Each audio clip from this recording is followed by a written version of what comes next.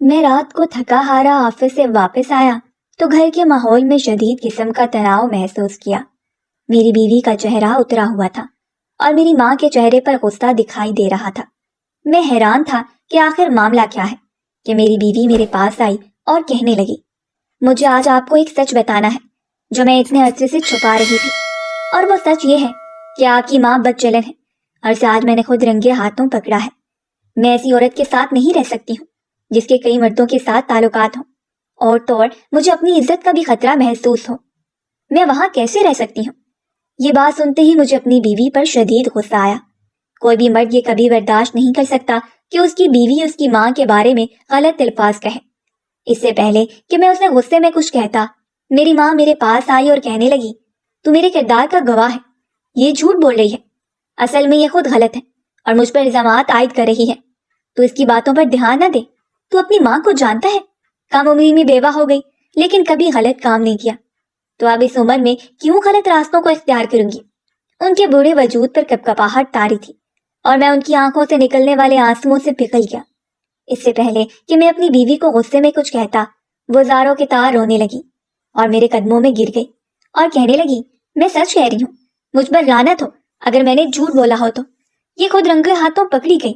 آپ یقین کریں، میں خود آپ کی قسم کھاتی ہوں، آپ کی ماں بدچلن ہے، میں اب اس کے ساتھ نہیں رہ سکتی۔ آپ خود فیصلہ کریں، یا تو اب میں آپ کے ساتھ رہوں گی یا آپ اسے گھر سے نکال دیں۔ اپنی بیوی کے آنسو دیکھ کر میں مخمصے میں پڑ گیا۔ ایک طرف ماں تھی جس کا بوڑھا وجود قابل رحم تھا، اور دوسری طرف بیوی تھی جس کے آنسوؤں میں سچائی دکھائی دے رہی تھی۔ میں ان دونوں کے درمیان پس گیا اور کہا تو صرف اتنا کہ تمہارے پاس کیا ثبوت ہے؟ میری ماں بدچلن ہے۔ ایک دم سے اس کے چہرے کا رنگ بدل گیا اور میری ماں کے چہرے پر سکون دکھائی دیا۔ تب اچانک اس نے ایک ایسی بات کہی کہ میں حیرت زدہ رہ گیا اور میری ماں کے چہرے پر ہوائیاں اڑنے لگی۔ وہ کچھ بھی کہے بغیر اندر گئی اور قرآن ہاتھ میں لے آئی۔ مجھے دیکھ کر کہنے لگی، میرے پاس کوئی ثبوت نہیں ہے، لیکن یہ قرآن اپنے آپ میں بہت بڑا ثبوت ہے۔ میں اس پر ہاتھ رکھ کر کہتی ہوں کہ تمہاری ماں بدچلن ہے اور اب میں اس کے ساتھ نہیں رہ سکتی۔ یہ کہتی اس نے قرآن پر ہاتھ رکھ دیا اور میں وہیں اپنی جگہ جم سا گیا۔ خالی نگاہوں سے ماں کی طرف دیکھا، اس کی آنکھوں میں حیرانی تھی۔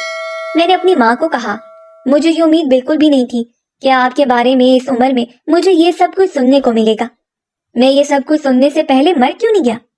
ساری عمر جس سے محبت کی، اب پتہ چلا کہ وہ بدچلن ہے۔ کیا اس بات کو بالکل برداشت نہیں کر سکتا؟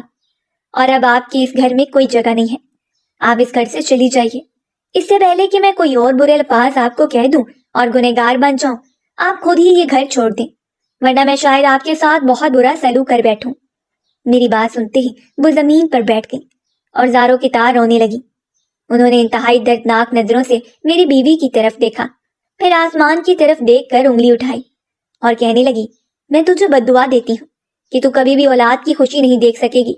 تو بانجھ رہے گی، تیری گود ہمیشہ خالی رہے گی اور تو تڑپتی رہے گی، اور تجھے اولاد کی نعمت نصیب نہیں ہوگی۔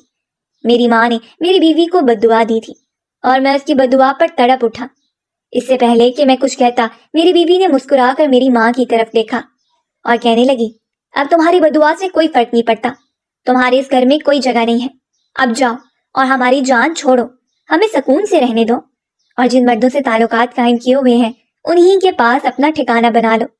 یہ سنتے ہی میری ماں روتے ہوئے میرے گھر سے نکل گئی اور میں کچھ بھی نہ کر سکا۔ نہ جانے کیوں پر میرا دل مجھے ملامت کرنے لگا۔ وہ ساری رات مجھ پر بہت بھاری تھی۔ کروٹیں بدلتا رہا، بیوی کی طرف دیکھا تو وہ سکون بھری نیند سے سو رہی تھی۔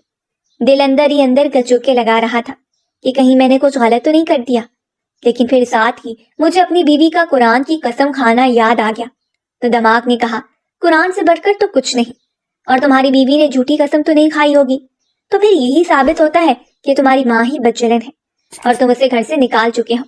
اس کی یہی سزا ہے، وہ اس گھر میں رہنے کی حقدار نہیں ہے، ورنہ تمہاری نسلوں کو بھی گندا کرے گی اور تمہاری بیوی کی عزت کو بھی نقصان پہنچائے۔ یہ سوچ ذہن میں آتے ہی میں پرسکون ہو گیا اور فجر کی اذان کے وقت نیند کی وادیوں میں کھو گیا۔ صبح اٹھا تو حسب معمول ماں کو پکارا، لیکن پھر پتا چلا کہ ماں تو اس گھر سے ہی چلی گئی ہے۔ دل مضبوط کیا اور آفس کے لیے نکل آیا۔ آفس میں بھی سارا دن وہی منظر میری آنکھوں کے سامنے گھومنے لگا، اور ایک بار پھر سے میں دل و دماغ کی جنگ میں پھنس گیا۔ دل کہتا کہ تمہاری ماں ٹھیک تھی اور دماغ کہتا کہ تمہاری بیوی ٹھیک تھی۔ دن یوں ہی گزرنے لگے، لیکن ایک دن پتہ چلا کہ میری بیوی امید سے ہے، تو میرا یقین اس بات پر پختہ ہو گیا کہ میری ماں ہی غلط تھی اور میری بیوی بالکل ٹھیک تھی۔ اگر میری ماں صحیح ہوتی تو اس کی بددعا میری بیوی کو ضرور لگتی۔ اب سب کچھ واضح ہو گیا تھا اور میں نے دل ہی دل میں اپنی ماں سے کہا کہ کاش آپ غلط راستہ اختیار نہ کرتی۔ آپ نے میری تربیت میں تو کوئی کسر نہ چھوڑی، لیکن خود اپنی نیک نامی سے ہاتھ دھو بیٹھی اور ایسا راستہ اختیار کیا جو بدنامی کی طرف ہی جاتا ہے۔ ان دنوں میں بہت زیادہ خوش تھا۔ میری بیوی ہواؤں میں اڑنے لگی اور مجھے یہی جتاتی، دیکھا میں صحیح تھی اور قرآن کی قسم بھی بالکل صحیح اٹھائی تھی۔ تمہارا سارا شک بھی دور ہو گیا اور میں امید سے بھی ہو گئی۔ میں پہلے سے زیادہ اس کا خیال رکھنے لگا، اسے وقت پہ کھانے کی تاکید کرتا کہ تم اچھا کھاؤ گی پیو گی تو ہمارا بچہ صحت مند ہوگا۔ پہلی بار جب اسے ڈاکٹر کے پاس لے کر گیا تو ڈاکٹر نے الٹرا ساؤنڈ کرنے کے بعد خوشخبری سنائی کہ آپ کے 2 جڑواں بچوں کے والدین بننے جا رہے ہیں۔ اس خبر نے میرے پورے وجود کو سرشار کر دیا۔ میں بہت زیادہ خوش تھا۔ میری خوشی دیکھ کر وہ مجھے کہنے لگی، دیکھا ہمارے دشمن ہمیں بددعا دے کر گئے، لیکن یہ بددعا انہیں ہی لگ گئی اور ہمیں اللہ نے خوشیوں سے سرشار کر دیا، اولاد کی نعمت سے نواز دیا، یہ ثابت کر دیا کہ میں ماں بن سکتی ہوں اور میں کسی کی بددعا کے زیر اثر نہیں آئی ہوں، کیونکہ میں سچی تھی۔ اس کی بات سن کر میں نے اسے کچھ نہ کہا، بس سر ہلا کے تائید کر دی اور اسے ہدایت کی کہ تم بار بار اس واقعے کو یاد نہ کیا کرو، ہمارے بچوں کی صحت پر اثر پڑے گا۔ میں اسے زیادہ سے زیادہ خوش رکھنے کی کوشش کرتا، کیونکہ ڈاکٹر نے مجھے خاص ہدایت کی تھی کہ اب 2 جڑواں بچے ہیں، چنانچہ آپ کو خیال بھی زیادہ رکھنا ہوگا۔ آپ کی بیوی کو زیادہ آرام کی ضرورت ہے۔ میں جی جان سے اس کے کھانے پینے کا خیال رکھتا، اس کے لیے بے شمار فروٹ لا کر فریج میں رکھ دیے، اس کی من پسند چیزوں کے ڈھیر لگا دیے۔ وہ یہ سب دیکھ کر کبھی ایک دم سے خاموش ہو جاتی اور کبھی بہت زیادہ خوشی کا اظہار کرتی۔ اس کے مزاج کا مجھے سمجھ نہیں آتا تھا۔ جیسے جیسے پیدائش کا وقت قریب آ رہا تھا، اس کی طبیعت بگڑتی جا رہی تھی اور وہ پہلے سے کافی زیادہ کمزور ہو گئی تھی۔ ڈاکٹر سے میں نے اس بات کو ڈسکس کیا تو انہوں نے مجھے ایک ہی بات کی کہ ان کے ٹیسٹ سارے کلیئر ہیں اور سب کچھ ٹھیک جا رہا ہے، شاید جڑواں بچوں کی پریگننسی ہے، اسی وجہ سے وہ کمزور ہوتی جا رہی ہیں، آپ ان کا پہلے سے زیادہ خیال رکھیں۔ اب میں پریشان ہو گیا کہ اتنا خیال کرنے کے باوجود بھی وہ کیوں دن بدن اس قدر زرد رنگت اور دبلی پتلی ہو رہی ہے۔ مجھے فکر ہونے لگی۔ میں نے اسے ایک دوسری ڈاکٹر کو بھی دکھایا، اس نے بھی مجھے تسلی بخش جواب دیا اور کہنے لگی، آپ زیادہ سوچ رہے ہیں، وہ بالکل ٹھیک ہے۔ ایسی حالت میں اونچ نیچ ہو جاتی ہے، کبھی انسان بالکل ٹھیک ہوتا ہے اور کبھی بے حد بیمار پڑ جاتا ہے۔ ویسے بھی جڑواں بچوں کی پریگننسی میں کافی زیادہ خیال رکھنا پڑتا ہے۔ ڈاکٹر کی بات سے میں مطمئن ہو گیا، لیکن اس لمحے مجھے اپنی ماں کی شدت سے یاد آئی۔ اس موقع پر میری ماں ہوتی تو نہ صرف اس کا خیال رکھتی بلکہ اسے حوصلہ دیتی، تسلی دیتی، جس سے اس کی صحت برقرار رہتی۔ دن بدن اس کی گرتی صحت کی بنا پر میں کافی پریشان ہو گیا تھا۔ بیوی کے سامنے میں اس بات کا ذکر کم ہی کرتا کہ کہیں وہ ٹینشن نہ لے لے، اور ڈاکٹر نے مجھے خاص ہدایت کی تھی کہ اسے ٹینشن بالکل بھی نہیں دینا، ورنہ بچوں کی جان کو خطرہ ہے۔ میں اس سے اور زیادہ پیار محبت سے پیش آنے لگا۔ وہ خوش رہتی تھی، لیکن پھر بھی اس کی حالت سمجھ سے باہر تھی، یہاں تک کہ کبھی کبھی وہ پورے 2-3 دن تک بستر پر پڑی رہتی اور اس کے لیے ہلنا جلنا بھی مشکل ہو جاتا۔ ایسے میں مجھے آفس سے چھٹی لینی پڑتی اور سارا دن اس کی تیمارداری کرنا پڑتی، لیکن اس کی طبیعت میں پھر بھی بہتری نہیں آ رہی تھی، اور جب کبھی وہ بیمار ہو جاتی تو مجھے میری ماں کی یاد آ جاتی کہ کاش وہ اس وقت میرے پاس ہوتی۔ میں بیوی کے حوالے سے تو پریشان تھا، لیکن اس کی صحت دیکھ کر مجھے یہ پریشانی بھی تھی کہ کہیں میرے بچوں کو کچھ نہ ہو جائے، میرے سر پر خطرہ سوار رہتا۔ ایسے میں مجھے ماں کی ضرورت خاص طور پر محسوس ہوتی، لیکن پھر یہ سوچ آتی کہ یہ ان کا ہی قصور تھا۔ اگر وہ اپنے کردار کو مضبوط رکھتی تو آج ہمارے درمیان ہوتی، لیکن حالات مختلف تھے۔ اسی دوران ایک روز میں آفس میں موجود تھا کہ گھر سے فون آیا۔ بیوی کافی حد تک رو رہی تھی، اس کی طبیعت بے انتہا خراب ہو گئی تھی۔ اس نے مجھے جب فون پر بتایا کہ وہ اپنے ہاتھوں اور پیروں کو حرکت نہیں دے پا رہی اور بستر پر لیٹ گئی ہے تو کھڑی نہیں ہو پا رہی، لیٹے لیٹے ہی مجھے فون کیا ہے۔ اس کی یہ حالت ایک بار پہلے بھی ہو چکی تھی۔ میرے موبائل میں وہ پرچہ موجود تھا جس میں ڈاکٹر نے اس حالت کی صورت میں دوا کھانے کو بتائی تھی۔ مجھے اچھی طرح معلوم تھا کہ پچھلی بار میں یہ دوائی نہیں لے سکا تھا، لیکن اس بار آفس سے جلدی چھٹی لے کر فوراً سے میڈیکل سٹور گیا کہ دوائی لے سکوں۔ وہاں برابر میں موجود کلینک میں جیسے ہی نظر پڑی تو میں اپنی جگہ جم سا گیا۔ آج پورے 8 مہینے بعد میں اپنی ماں کو دیکھ رہا تھا۔ وہ پہلے سے زیادہ کمزور ہو گئی تھی، بوڑھے ہاتھوں میں کپ کپاہٹ واضح تھی، جڑیوں زدہ ہاتھ سے وہ وہاں فرش پر پوچھا لگا رہی تھی۔ ان کی حالت دیکھ کر مجھے افسوس ہونے لگا اور دل میں نرم گوشہ پیدا ہوا۔ میرا دل چاہا کہ میں ان کے پاس جا کر ان کا حال پوچھوں، ان سے پوچھوں کہ وہ آج کل کہاں ہیں، کیا کر رہی ہیں، کیسے زندگی گزار رہی ہیں۔ بہت سے سوال میرے ذہن میں پنپنے لگے جو مجھے ان سے پوچھنے تھے، لیکن پھر اچانک ہی مجھے وہ رات یاد آ گئی جب میری بیوی نے مجھے ان کی اصلیت بتائی تھی اور ثابت بھی کر دیا تھا۔ ایک دم سے میرے دل میں جو نرم گوشہ پیدا ہوا اس کی جگہ نفرت نے لے لی، اور میں نے اپنی نظریں پھیر کر مطلوبہ دوائی لے طلب کی اور وہاں سے چلا آیا۔ میں فوراً سے گھر گیا تو اس کی حالت پہلے سے زیادہ بگڑ گئی تھی۔ میں نے اسے دوا دی تو کچھ دیر آرام آیا، لیکن پھر اس کی حالت زیادہ بگڑ گئی۔ میں بہت زیادہ گھبرا گیا۔ بیوی نے مجھے کہا، پیدائش کا وقت قریب آ گیا ہے، حالانکہ یہ قبل از وقت پیدائش ہے، تمہیں مجھے ڈاکٹر کے پاس لے جانا چاہیے۔ اس حالت میں میں اسے ڈاکٹر کے پاس کیسے لے جاتا؟ میں نے اسے پوچھا کہ کیا تمہیں یقین ہے کہ پیدائش کا وقت قریب ہے؟ وہ مجھے جواب دینے کے قابل نہ تھی، بس رو رہی تھی، چلا رہی تھی، تکلیف اس کے چہرے سے عیاں تھی۔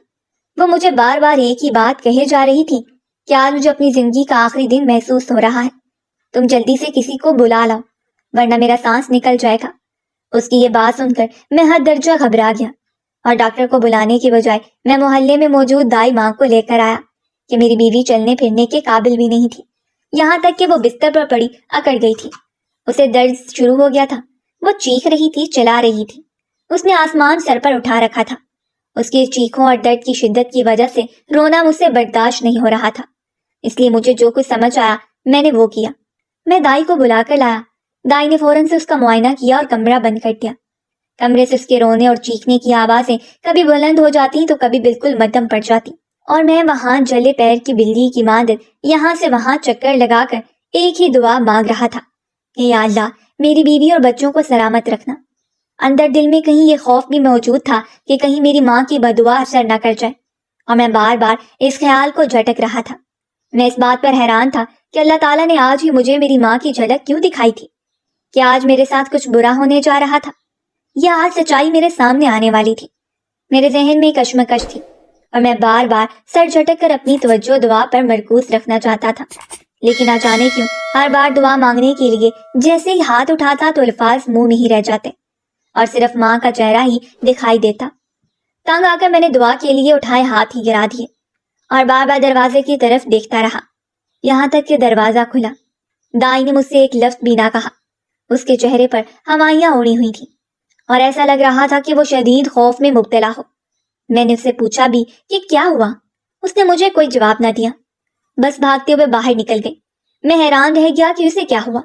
میں فوراً اپنی بیوی کے پاس آیا، وہ رو رہی تھی، چلا رہی تھی، اور بیوی کے پاس سے ہوتے ہوئے نظر جیسے اس کے برابر میں دو ننھے وجودوں پر پڑی تو میرے دل میں ٹھنڈک پڑ گئی۔ میری اولاد اس دنیا میں تشریف لا چکی تھی۔ میرے دل میں ایک دم سے سکون بھر گیا اور میں نے آنکھیں بند کر کے اللہ کا شکر ادا کیا۔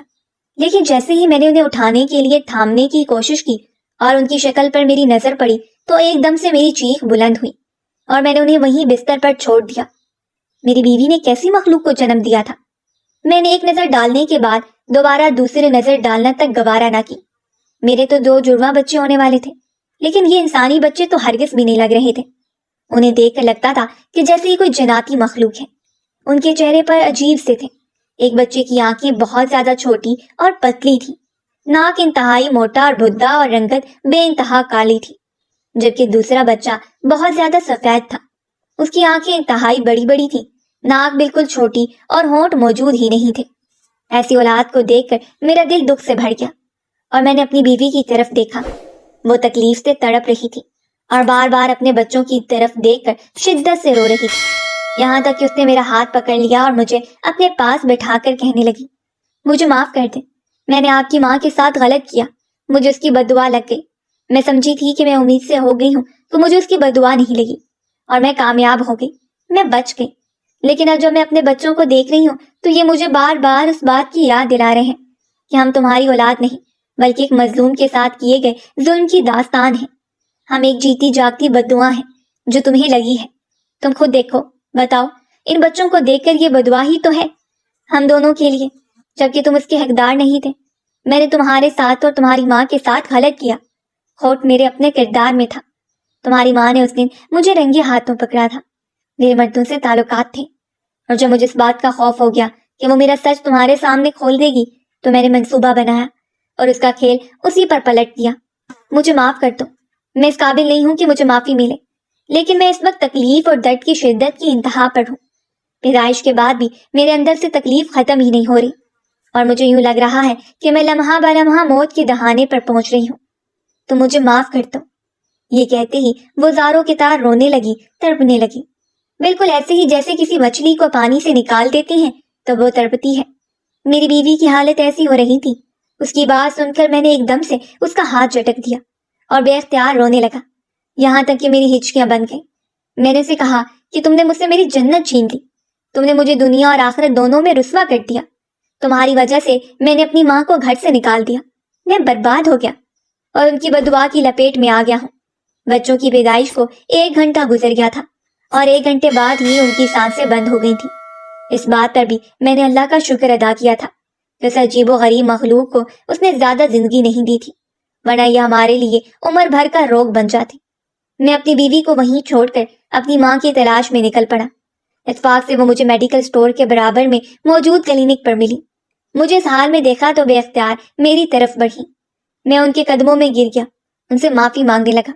مجھے معاف کر دیں، قرآن کی قسم جب اس نے کھائی تو میں سمجھا کہ آپ ہی بدچلن ہیں، اور آپ سے کچھ بھی پوچھے بغیر میں نے آپ کو گھر سے باہر نکال دیا۔ آپ مجھے معاف کر دیں، میں اس قابل نہیں ہوں کہ مجھے معافی ملے۔ آپ مجھے معاف کر دیں، میرے گھر میں چلیں، وہ گھر آپ کا ہی ہے۔ مجھے کوئی حق نہیں پہنچتا کہ میں آپ کو بغیر کسی تحقیق کے گھر سے باہر نکالوں، بلکہ آپ کے کردار پر انگلی اٹھانا اور اس حوالے سے ایسا سوچنا بھی گناہ تھا۔ مجھے معاف کر دیں۔ میں ہچکیوں کے ساتھ رو رہا تھا۔ میری ماں نے جب یہ منظر دیکھا تو مجھے کہنے لگی، تیری آنکھوں پر تیری بیوی کے نام کی پٹی بندھی ہوئی تھی جو آج کھلی ہے، تجھے ماں کی حقیقت نظر آئی ہے۔ میں نہیں چاہتی کہ جس پر میں نے اپنی ساری زندگی لٹا دی اور جس کی تربیت میں کوئی کسر نہ چھوڑی، آخرت میں اسے اللہ کے عذاب کا مستحق دیکھوں۔ میں صرف اللہ کی رضا کے لیے تجھے معاف کرتی ہوں، ورنہ جتنی تکلیف تم دونوں نے مجھے مل کر دی ہے اس کی کوئی معافی نہیں بنتی۔ میں تمہارے گھر نہیں چلوں گی، میں نے کرائے پر گھر لے رکھا ہے اور اپنی محنت مشقت سے گھر چلا رہی ہوں۔ تم گھر جاؤ، تمہاری بیوی کو تمہاری ضرورت ہے۔ یہ کہتے ہی انہوں نے مجھ سے منہ موڑ لیا اور وہاں سے نکل گئی۔ میں کافی دیر تک وہیں بیٹھا رہا، یہاں تک کہ سر اٹھا کر جیسے ہی دیکھا تو میری بیوی میرے سامنے موجود تھی۔ مجھے اس سے نفرت محسوس ہوئی، مجھے بس ایک ہی راستہ دکھائی دے رہا تھا۔ میں نے اسے کہا، میں تمہیں طلاق دینا چاہتا ہوں اور اپنی زندگی سے نکالنا چاہتا ہوں۔ اس سے پہلے کہ میں اس بات پر عمل کرتا وہ میرے قدموں میں گر گئی اور کہنے لگی، میں تم سے معافی مانگ رہی ہوں، مجھے معاف کر دو، مجھے مت چھوڑو۔ لیکن میں نے اپنی بیوی کو دھتکار دیا اور اس سے نفرت سے کہا، میں کبھی تمہیں اپنے گھر میں قبول نہیں کروں گا۔ اب تمہاری سزا یہی ہے کہ میرے نام کے ساتھ ساری زندگی گزارو گی، لیکن میری محبت کے ساتھ نہیں بلکہ میری نفرت کے ساتھ۔ میں یہ کہہ کر وہاں سے چلا گیا تھا۔ میں نے پلٹ کر بھی نہیں دیکھا کہ میری بیوی کس حال میں ہے۔ اس دن کے بعد سے میں روز ماں کے پاس معافی مانگنے جاتا اور کئی گھنٹے ان کے پاس بیٹھا رہتا تھا۔ مجھے یقین تھا کہ ایک نہ ایک دن ان کا دل میری طرف سے پگھل جائے گا اور وہ مجھے معاف کر کے میرے ساتھ گھر واپس آ جائیں گی، اسی امید اور یقین کے ساتھ کہ میں زندگی کے دن گزار رہا تھا۔